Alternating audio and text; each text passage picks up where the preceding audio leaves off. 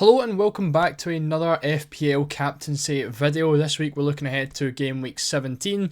Overall, this is how we are looking in terms of our captaincy scores so far for this season. Unfortunately, last week we ended up going for Cole Palmer. He only picked up a 6-pointer as our captain, and it was our 5th blank of the season, or our 5th non-double digit haul, which was unfortunate, but overall, most captaincy options didn't really do too well last week. If we had picked Salah, we would have still got the double digits with the 10-pointer, but the best captaincy last week was Alexander Isak, who picked up, I think it was a 9-pointer, which would have been 18 as a captaincy. He was our backup option, so if anyone watched the video and went for Isak as the backup, then congratulations, obviously you got a nice little haul there.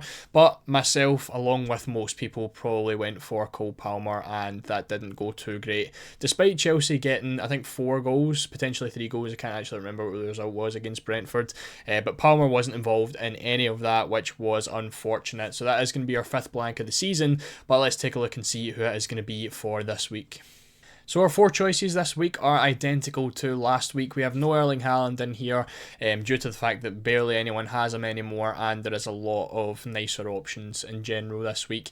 There is a lot of away fixtures as well this week. Even if we did include Haaland here, he is also playing away to Aston Villa. But our 4 choices, Mohamed Salah, Cole Palmer, Bukayo Saka and Alexander Isak, all also have away fixtures. Salah against Spurs, Palmer against Everton, Saka against Crystal Palace and Isak against Ipswich. So the predicted points are fairly close this week. Obviously we always take them from Fantasy Football Hub and FPL Team, 2 fantastic websites for FPL stuff, but like I said, they are very very close for predicted points this week. For Fantasy Football Hub, they do predict Cole Palmer to be the highest scorer this week with 7.1 predicted points, followed by Salah closely behind at 6.9, Isak and Saka down the bottom, again very close to each other at 6.5 and 6.4. For FPL Team, it is Salah they predict to do the best this week with 7.2. He does have the highest out of all 4 of our players and our 2 websites this week. Followed, a little bit more behind is Cole Palmer at 6.5, and then again down a little bit lower as Saka and Isak again at 5.9 and 5.8. So Saka and Isak predicted to do very very similar this week.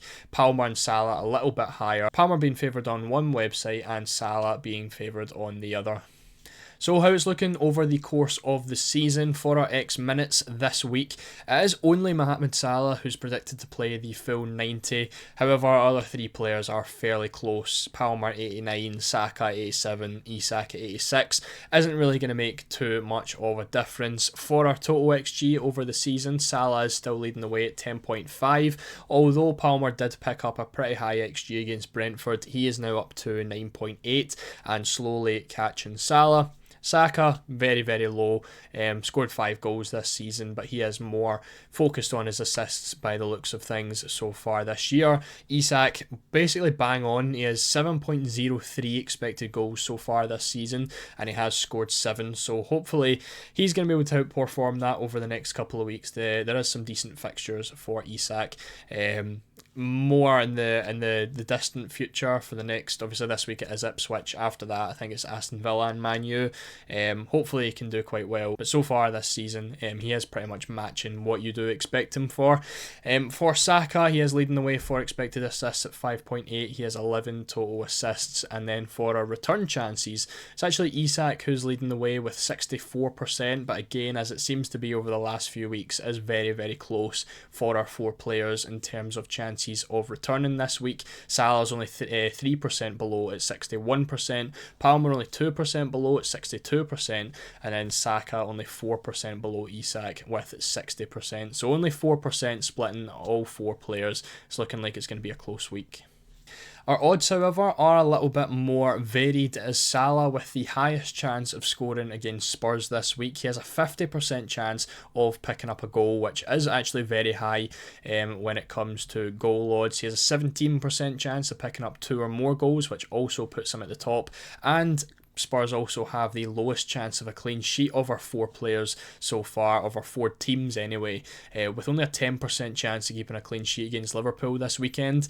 Other than that, Isak comes in at second place. He has a 45% chance of scoring, not too far ahead of Cole Palmer, who has a 43% chance of scoring. You'll see they are very, very close in all the other stats as well, with 2 goals plus and the clean sheet odds as well. For Saka, as we mentioned, he is very assist orientated this season. He's not really picking up too many goals unless it's penalties, and he's got a 34% chance of scoring this week and only an 8% chance of picking up 2 or more goals. And it's actually Crystal Palace who have the highest chance of a clean sheet this week with 17%. For set pieces, as always, Cole Palmer and Saka are going to be your main 2 that you look at for extra avenues to points. Obviously, having the free kicks under their belts and the corners. Saka, that is a lot more beneficial due to the amount of corners that Arsenal do score. For Salah and Isak, they do only have the penalties, but when we are picking captaincies, it really is only the penalties that we are looking at. As always, you want to be picking a captaincy that does take the penalties just in case anything comes about, and it's a very easy way of picking up some extra points. No midweek games this week, so everyone does have a full week of rest. The ones benefiting most from that are going to be Salah and Palmer. They're both playing on Sunday, whereas Saka and Isak both play on Saturday. Isak's playing the earliest. He is the 3 p.m. kickoff on Saturday against Newcastle. Arsenal are playing at 5:30 against Crystal Palace. Then obviously a full extra day for Salah and Palmer, who do get the extra day's rest. Obviously nothing during the week. No Champions League, no cup games, so nothing to worry about there.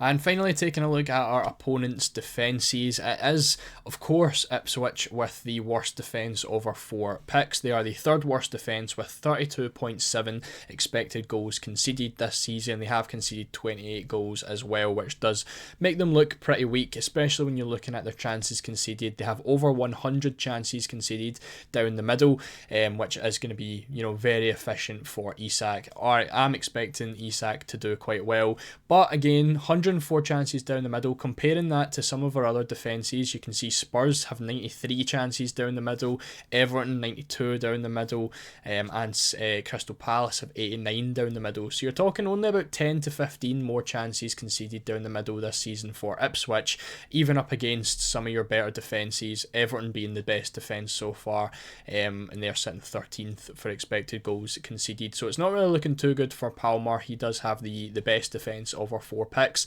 Very, very close with Crystal Palace. However, one thing I did want to point out is outside of Ipswich, it is Spurs who are the worst defence. So the 9th worst defence for expected goals conceded, but they have conceded the least amount of goals of our 4 picks. So they have 23.3 expected goals conceded, but they have only conceded 19 so far this season.